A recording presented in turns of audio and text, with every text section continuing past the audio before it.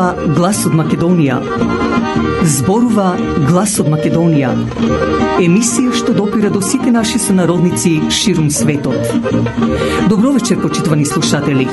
Ви се јавуваме со радиопрограмата Глас од Македонија, што се емитува секоја недела од 6 до 7 часот навечер преку етерот на радиостаницата CMR на Бранова должина 101,3 FM.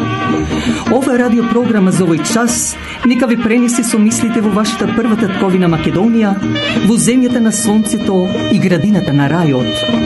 Нека топло допре зборот и песната македонска во вашиот дом, а вие бидете секогаш дел од нас, за да и ние бидеме вечно со вас. Па, пријатна разонода со вашиот уредник и водител Драгица Белчевска.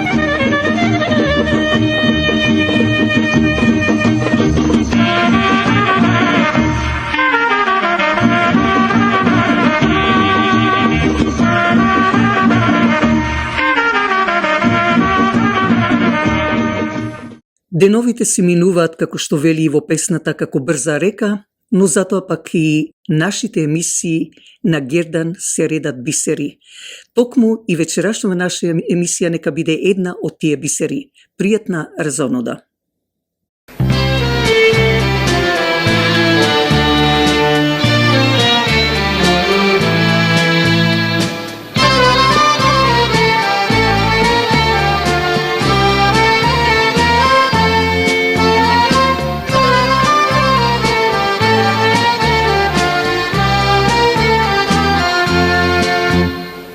Очи криеш од мене, милам ли јас крај тебе, молам срце да не прегубне. Време ќе ни помине, младост ќе ни одене, други некој ли ќе љубиме.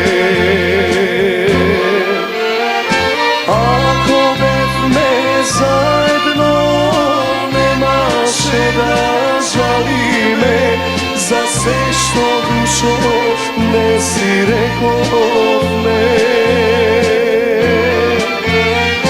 Ако бевме заедно немаше да плачеме, ти за мене, јас за тебе.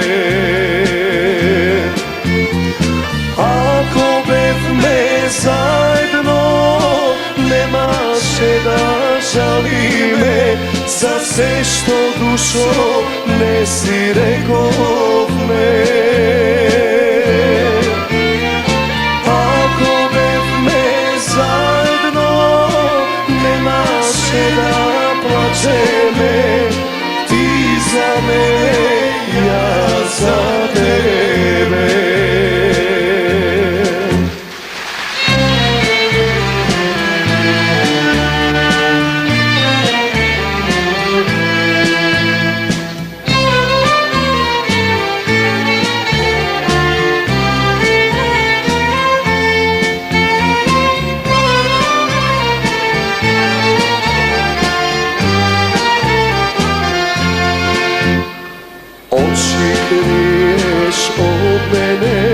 А срце боли за тебе, можеме ли што не смеме?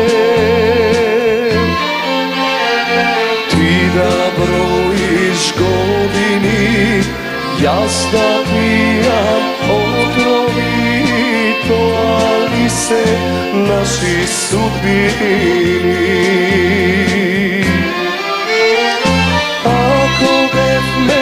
Заедно немаше да жалиме за се што еднаш не си рековме. Ако бевме заедно немаше да плачеме, ти за мене, јас за тебе.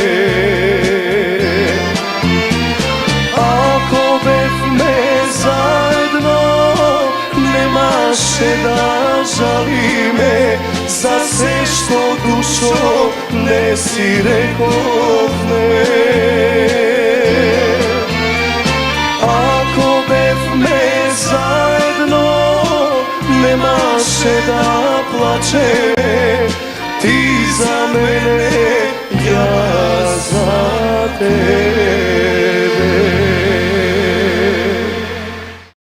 А сега, драги дечиња, повторно со вас и приказна што е поучна токму за вас.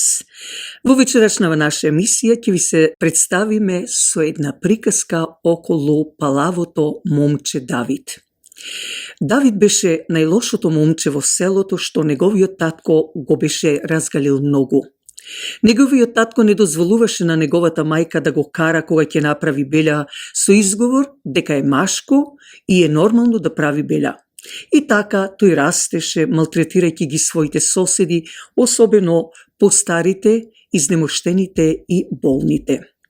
Една кутра жена, кога одела поднаведната од староста, секогаш кога поминувала близу до куќата на Давид, претрпувала исмејување и имитирање од страна на ова младо палаво момче. Еден ден, еден сосед го слушнал и го искарал зошто и се исмева, а потоа му рекол дека таа е згрбавена затоа што постојано го кревала и негувала нејзиниот син кој бил инвалид. Таа се грижела за нејзиниот син дење и ноќе. Другите момчиња, кога го слушнале тоа, се сожалиле на неа и помогнале со торбите да ги однесе дома. Сите момчиња почнале секојдневно да ја помагаат, а бабичката се расплакувала од нивната љубезност. Давид го пријавиле кај директорот на училиштето и директорот го казнил да остане во училницата и да учи, додека другите можеле да одат надвор да си играат. Тоа Давид многу тешко го поднесол, зашто била тешка казна, бидејќи повеќе сакал да си игра отколку да учи. Вториот ден од казната излегол во ходникот, седнал блиску до отворениот прозорец и ги наблюдувал момчињата како се играат. Додека седел така, изненадно се појавил директорот на училиштето. Кога Давид го видел, се исплашил за да не му ја продолжи казната, па се затрчал да се врати во училницата.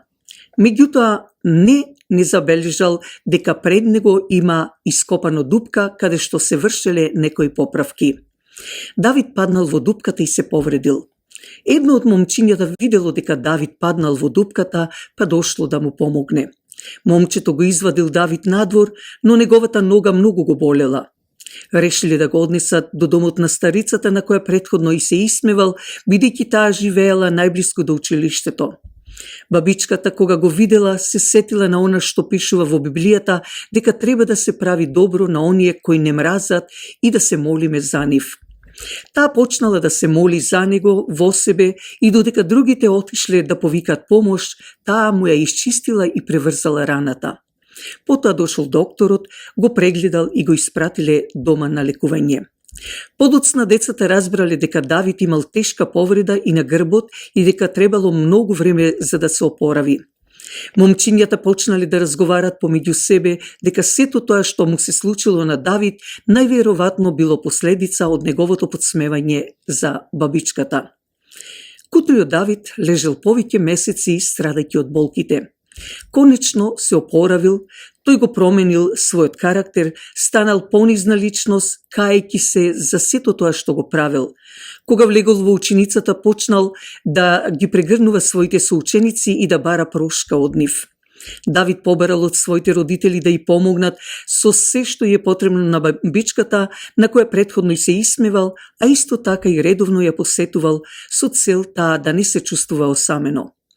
Да се поучиме на овој пример, да не им се исмеваме на луѓето кои имат проблем или кои се во неволја, да им простиме на оние кои не навредувале и да побараме прошка од оние кои ние сме ги повредиле, да им помагаме на оние кои им треба потреба да ги делиме благословите од Бога со нив. Но затоа пак ќе употребиме и библиски стихови. Стани пред седа глава, почитувај го лицето на старецот, плаши се од твојот Бог, а вика, јас сум Господ. И уште една, не укорувај старец, туку почитувај го како да ти е татко, помладите пак како да ти се браќа, старите жени како мајки, младите како сестри, со сета чистота. А јас, драги дечиња, би рекла, почитувај го постариот, ако видите дека одите со автобус или во воз и вие седите доаѓа старец, станете, отстапете го местото и да седне стариот. Помагајте онолку колку што можете и давајте онолку колку што можете, зашто мојата покојна баба велише, фрли се позади за да најдиш пред тебе. Добра ноќ, драги дечиња.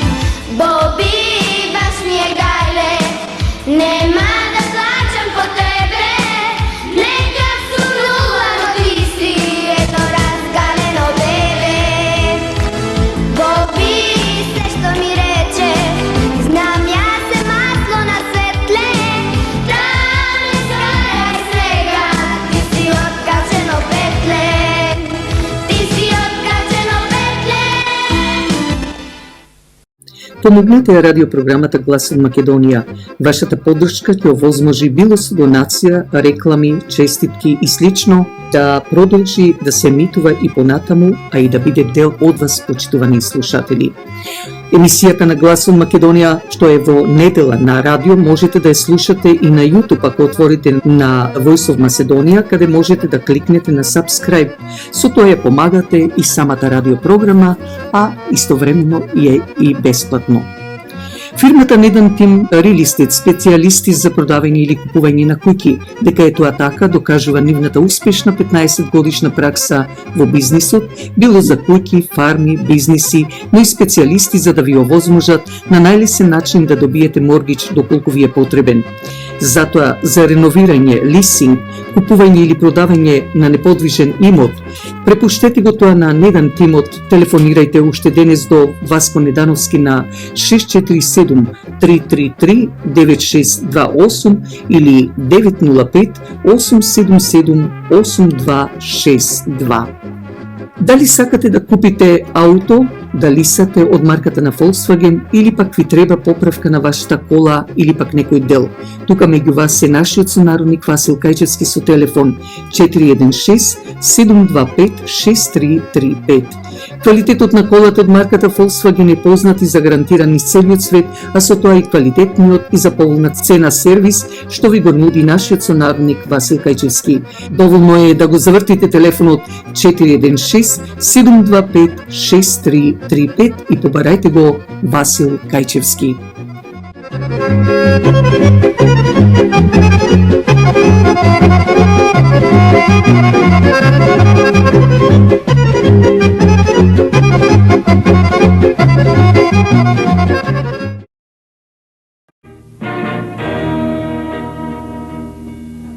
Остана само на дежите голи, раната што плука, срцето што боли. Остана дите, осамени празни, безкрајните ноќи, неспокојни мразни, во срцето носе една роза сина, но помина некој, розата ја скина. Во срцето носе една роза сина, но помина некој, розата ја скина. Ла ла ла, ла ла ла, ла ла ла ла ла ла ла, ла ла ла, ла ла ла, ла ла ла ла ла.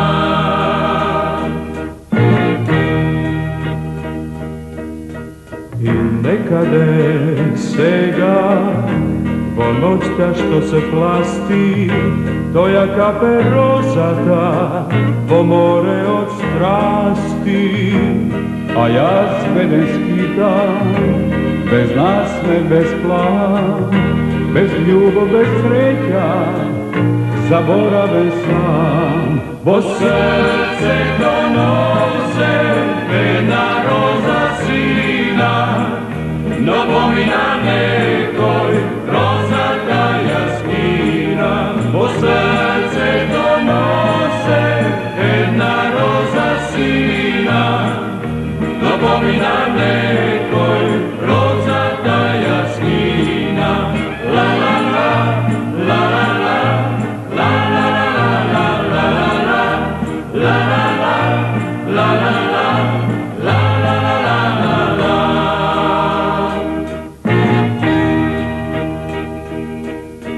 И животот тихко ќе мине крај мене, ќе осамнесен, срцето ќе свене, но трепнејќи тогаш и в сон ќе ја слушам нејзината насмевка, бисерниот звон.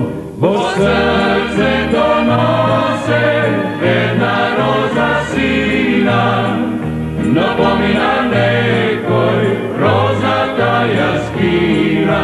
Во срцето носе една роза сина, но помина некој, розата ја скина. Ла ла ла, ла ла ла, ла ла ла ла ла ла ла, ла ла ла, ла ла ла, ла ла ла ла ла.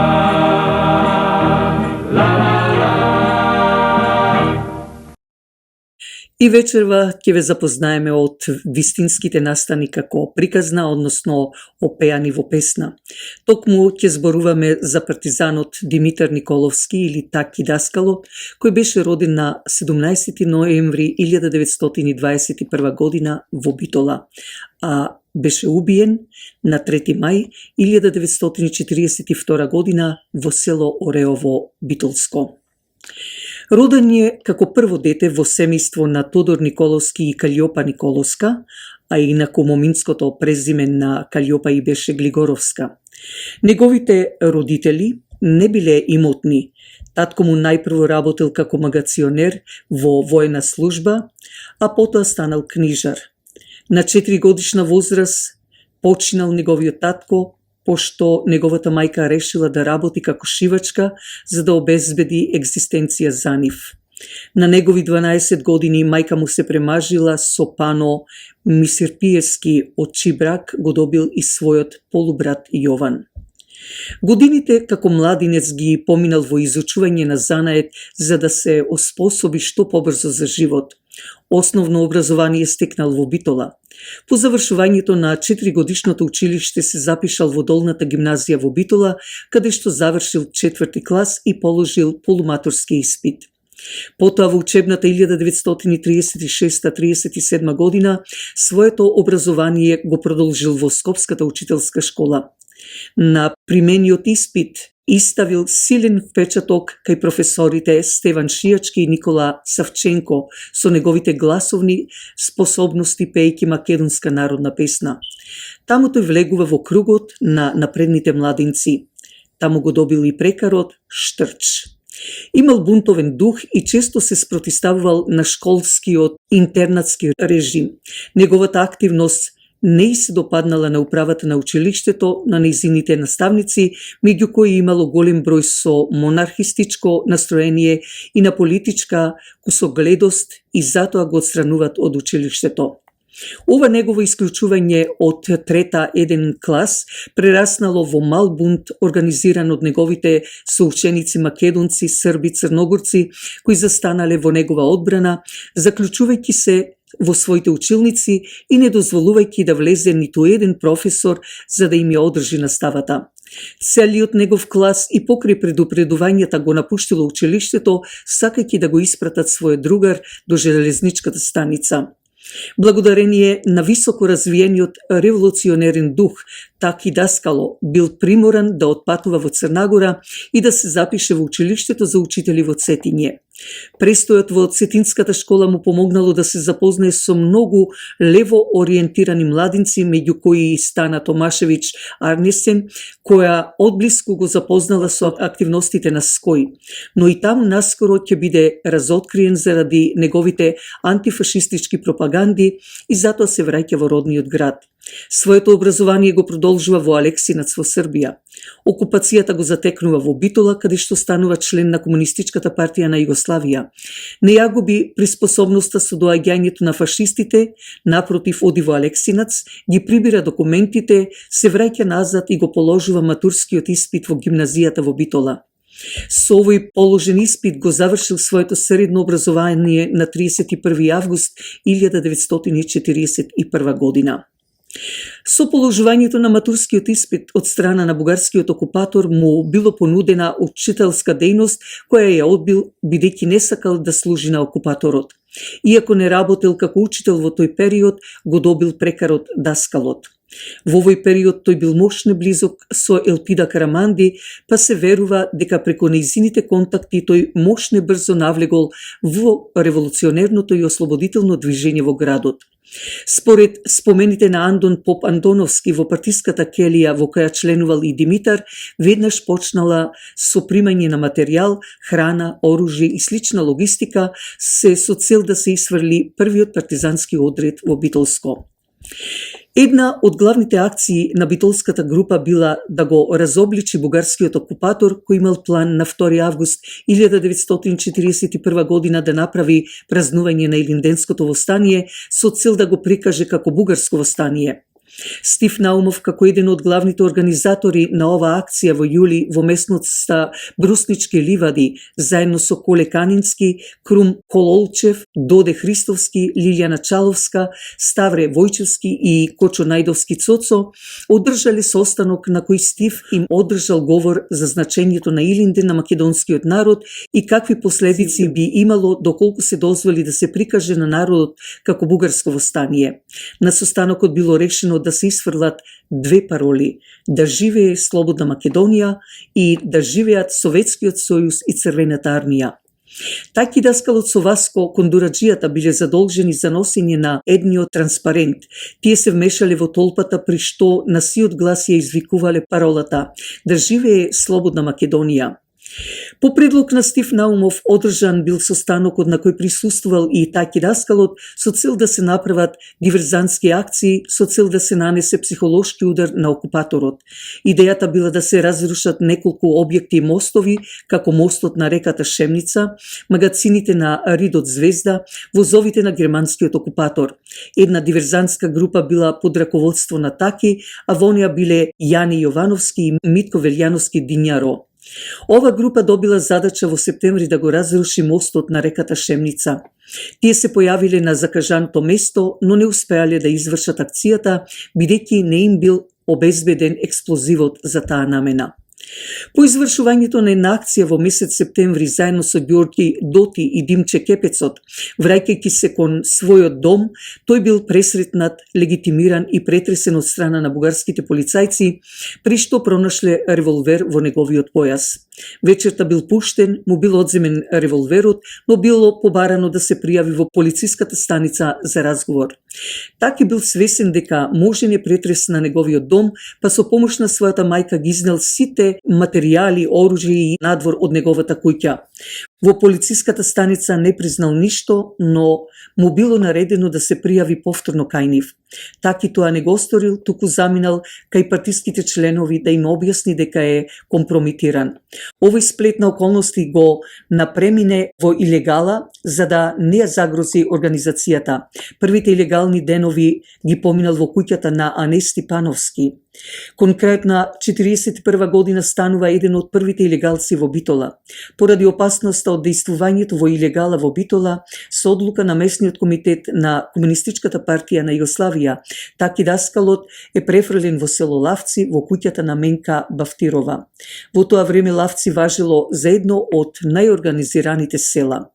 По посетата на Битола од страна на Лазар Колишевски во септември 1941 година и неговата средба со Стив Наумов, било решено дека треба да отпочне сооружен отпор против окупаторот, а со таа цел и да се исфрлат и партизански одреди.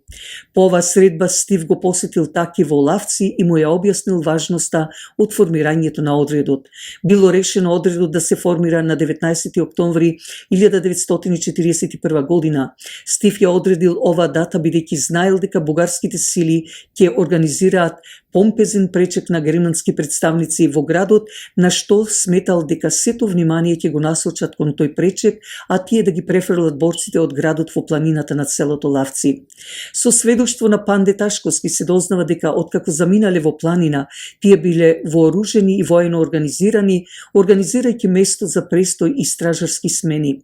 Откако по цели 3 дена, престојувајќи во шумата, се уште не успеале да им се приклучат борците од Битола, тие решиле да се вратат повторно во Лавци, каде останал до крајот на ноември 1941 година, пошто се вратил во Битола.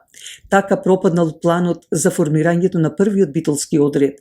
Тој повторно бил принуден да се врати во Лавци во периодот јануари-февруари 1942 година, каде стапил во контакт со прилепските партизани. Некое време пред формирањето на НОПО Пелистер, тој илегално престојувал во куќата на Љубица и Мусто Јосифовски, каде се одржувала обука за ракување со оружје. Нив ги одржувал Орде Чопела.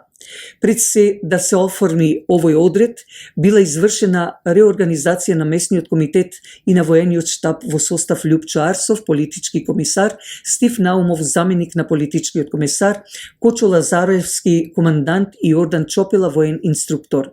Биле оформени 5 воени групи со вкупно 27 членови, меѓу кои Таки Даскалот.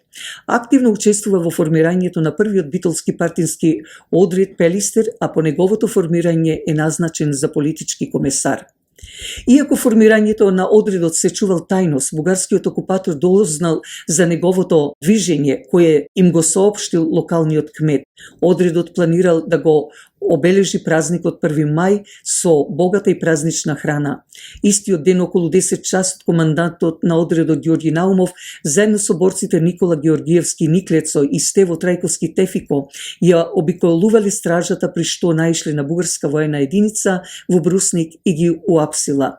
На 3 мај 1942 година бугарскиот генерал Иван Маринов раководел со акцијата за уништување на овој одред, пошто испратил 2000 3000 војници поделени на 4 колони. Првата колона поминала низ селото Брусник, втората низ селото Лавци, третата јужно од Смолево, а четвртата поминала низ селата Буково и Ореово и навлегла во планината. Неговиот партизански одред бил опколен над селото Ореово од фашистичкиот непријател. Лазо Хаджипоповски ги забележал непријателските позиции пошто ги известил борците кои решиле да не се предадат и со борба да пробаат да го пробијат обрачот. Започнала нерамна борба меѓу 15 слабо вооружени партизани и повеќе илјадна добро вооружена бугарска војска. Ова борба траела се до попладневните часови околу 16 часот. Бидејќи имало магла и паѓал дожд, борците во две групи решили да се пробијат, при што групата на Тајки Даскалот загинала. Во битката покрај Тајки Даскалот загинале и Јоска Јордановски Сандански, Ордан Михајловски, Елпида Краманди, Мара Јосифовска и Димче Хаджипоповски. Во сеќавањето на Киро Крстевски Платник се среќава податок дека Тајки Даскалот всушност бил тешко ранет, а потоа зверски дотпан со кундаци од бугарските окупаторски војници. Гробот на Димитар Николовски и другите загинати партизани не бил пронајден.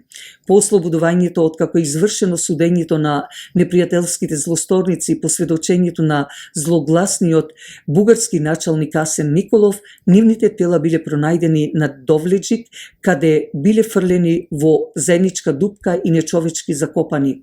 Во 1948 година народната власт ги открила нивните посмртни останки и истите биле пренесени на буковските гробишта во Битола, каде им бил приреден достоен закоп во присуство на роднини, соборци и граѓани на Битола. Димитар Николовски или Тајки Даскалот е опеан во познатата народна песна "Таму лемамо близу Битола", напишана и токму и вечерва ќе биде отпеана од Ајри Демировски, кој како битолчанец роден, инаку од турско потекло, замина во времето 60-тите години во Турција.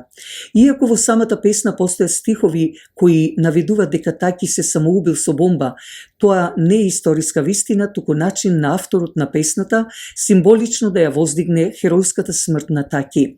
Во негова чест, едно средно училиште во Битола го носи името негово. На кејот покрај реката Драгор, кај старите касарни, кон старата гимназија во која и тој се школувал, поставен е и спомен биста со неговиот лик.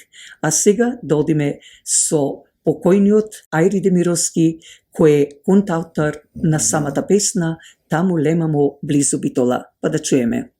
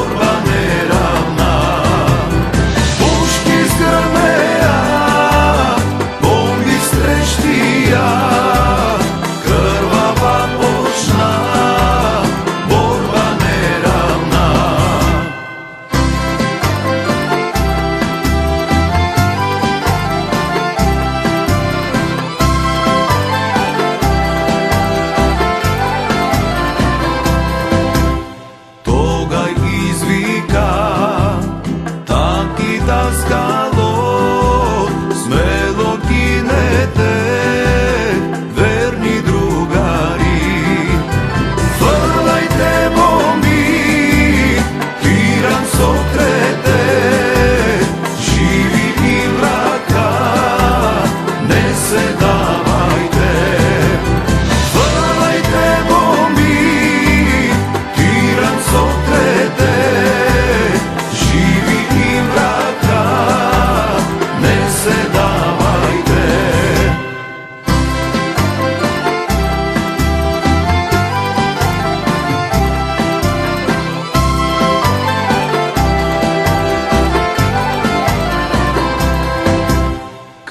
maltretirani, во борба неравна, сета дружина моја извија.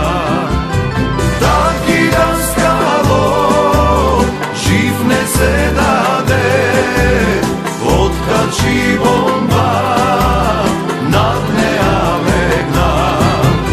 Сами од крвта си ја пролеа, за слободата на Македонија.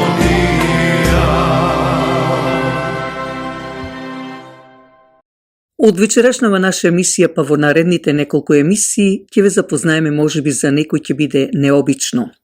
Сите знаеме дека, како мода да беше, кога ќе се пиеше турско кафе и сите ги превртувавме финџалите да, божем се разбираме, за да читаме или да студираме што кажува внатре. Токму за тоа нас овој пат ни помага астрологот Илија Бошков Крањички. Па еве што кажува. Да дознаеш нешто за денешниот ден или за иднината, откако ќе гледаш на кафе, звучи како обична измама, но не е така. Гледањето тука значи да ја откриеш тајната во филџанот кафе испиен од некого и да се обидеш со помош на своите психички можности да видиш во нејзините отцртувања некакви форми и знаци. Никој точно не знае од кога датира практиката за гледање на кафе, но најверојатно почетокот на ова вештина е од пред околу 1000 години. Оттаму, најверојатно арапските трговци ја пренеле во Европа, а подоцна започнало да се пие во целиот свет.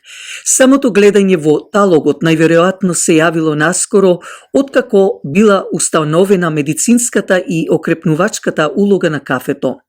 Најверојатно пред многу години во соодветната област се разбрала силата на кафето, а после тоа неговата употреба за гледање станала вообичаена. Гледањето на кафе се уште е популарно на Блискиот Исток, Северна Африка и други земји од Медитеранот. И денеска на улиците во овој регион може да се видат луѓе кои гледат на кафе. Овие гледачи ја работат својата дејност по пазарите и кафеаните и на клиентите им ја откриваат нивната иднина. Виштината да се гледа на кафе се пренесува преку устната традиција. Традицијата се распространувала бавно од светот на ромите. Тоа е така и денес, како што било и пред 1000 години, па од Африка преку Европа до Америка. Во филџанот кафе има многу податоци до кои се стигнува полесно. Се разбира, ако човек ја фати цаката, се што се гледа во талогот во филџанот има свое значење. Се подсетува на некаков символ на кој вие треба да му дадете значење со помош на својата фантазија. Она кој дава личен карактер на талогот и му помага на гледачот да ги прочита символите е луѓето на кои им се гледа да мислат на своите проблеми. Токму тоа, кафето го прави нивно кафе, а она кое што е покажано нивна судбина. Суштината на човекот останува во филџанот, а гатачот треба да прочита конкретна информација која таму ќе ја види. Често се случува деталите кои ги одбираат да не значат ништо во моментот, а подоцна да се покажат совршено вистините. Тоа што го очекуваме нема важност, важна е композицијата на талогот и тоа што го гледате. Важно е да бидете честни и да им кажувате на луѓето точно што гледате. Кога гледаш на кафе, сериозно и успешно, нешто што е лесно, што научиш како луѓето остануваат зачудени и продолжуваат да те бараат со нови сеанси. Да се гледа добро на кафе е прилично лесно, но најпрво треба да се научат основните положби, а тешко е да најдете некој да ве научи, освен ако патувате на Блискиот Исток. Еве што треба да се спремите да постигнете при вашето гледање на кафе.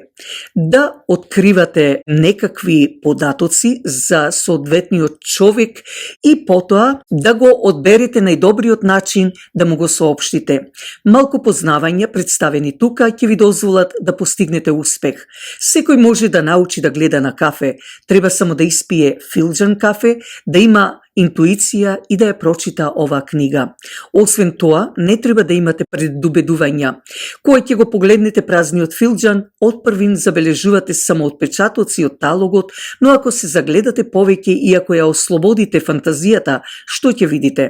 Можеби прстен, некој можеби има намера да се ожени, птица, дали некој нема да добие добри вести, дали некој ќе биде принуден да донесе важно решение. Откако ќе ги видите символите, навратете се во 4-та глава од книгава, каде што ќе ги откриете нивното значење, користејќи ја истовремено и својата интуиција и ќе можете да ја предскажете иднината на некого. Се надевам дека ќе ви биде лесно, вели астрологот Илија Крањички. Практикувајте ова вештина со пријателите и со семејството. Наскоро ќе се усовршите и ќе бидете во состојба да ја спознаете судбината на целосно непознат човек за 2 минути. Гледањето можете да го направите дома или во кафеана, како што тоа го прават на Медитеранот. Затоа сварете си филџан, убаво кафе, отворете ја книгата и наскоро ќе се вклопите во гледањето на кафе. Инаку вештината да се прави кафе за гледање од почетокот до крајот е важен ритуал. Филџанот кафе кој е подготвен правилно има психичко полнење кое води до подобро гледање. Гледачите во Турција и Египет секогаш инсистираат да го сомелат, да го сварат, да го сервираат и да го пијат кафето заедно со својот клиент пред да пристапат кон самото гледање. Со векови наред луѓето разговарале покрај филџан кафе, а потоа ја барале судбината во талогот, што наликува на изненадувањето кое детето го открива во чоколадцето со подарок. Истото и со кафето. Што има таму? Одамна сокриена тајна, иницијалите на вашата нова љубов, долго очекувано патување и така натаму. Во оваа глава се опишува духовната страна при подготвувањето на кафето. Тоа ќе биде за идната емисија. Реков, ова е позајмување од астрологот Илија Бошков Крањички, кој понатаму ќе ви каже точно како се гледа кафето.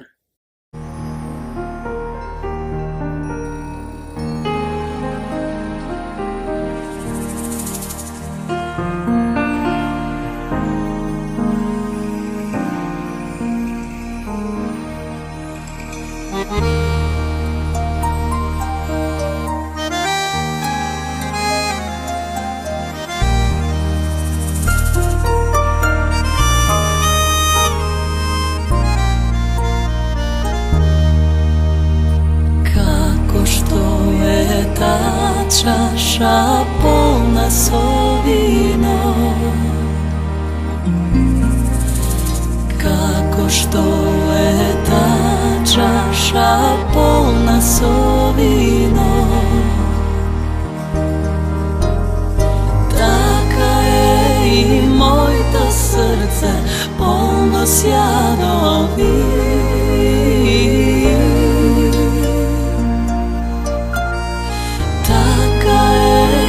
Moje srce polno sjadovi.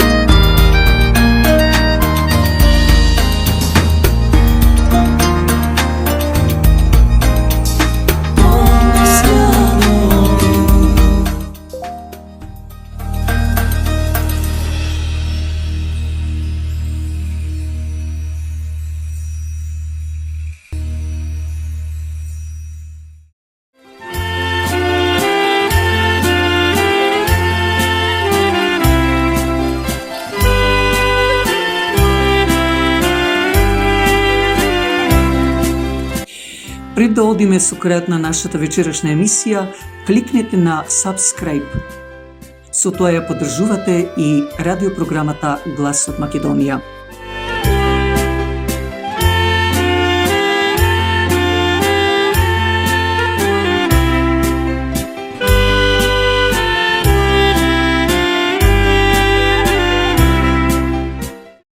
И овој пат последните минути од вечерашната наша емисија да ги искористиме со песна од мојата поезија.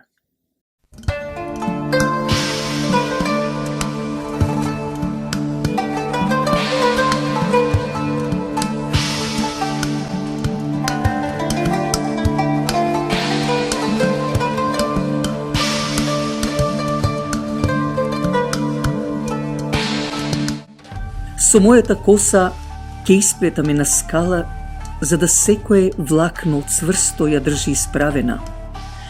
За да можам побрзо да се качам под височината, да те повикам Боже, да дојдам кај тебе за ден, два и повеќе. Да дојдам и да ми ги кажеш сите мои грешки, намерни и ненамерни, па таму да ја одлежам казната ако треба, за да потоа се вратам во нормален живот, во животот со мојата фамилија, со мојот народ, се додека не дојде местото на вечноста.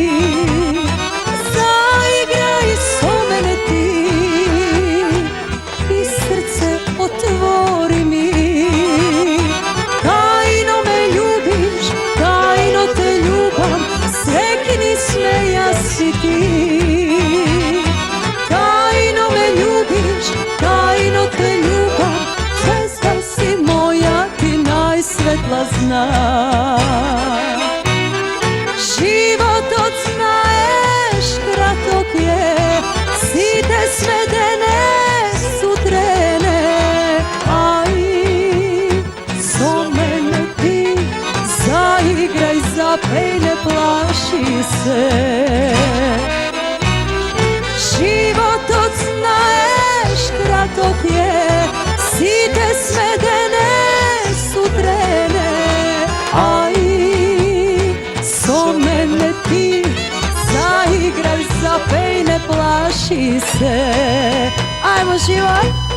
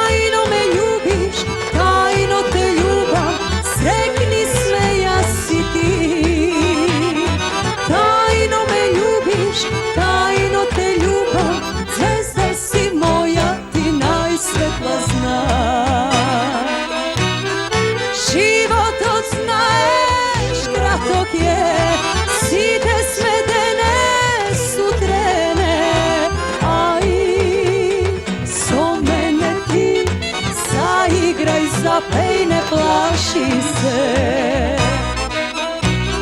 Životot znaeš kratok je, site smedene sutre, a i so mene ti zaigraj, zapej, ne plaši se.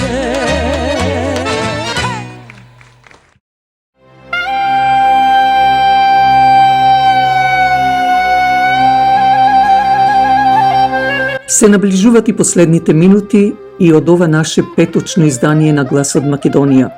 Се надевам дека и овој пат се разонодувавте со песната и зборот македонски. Благодарејќи ви за вашето ценето внимание, слушајте не в недела од 6 часот навечер на брановата должина 101.3 FM, како и идниот петок од 8 часот навечер на YouTube.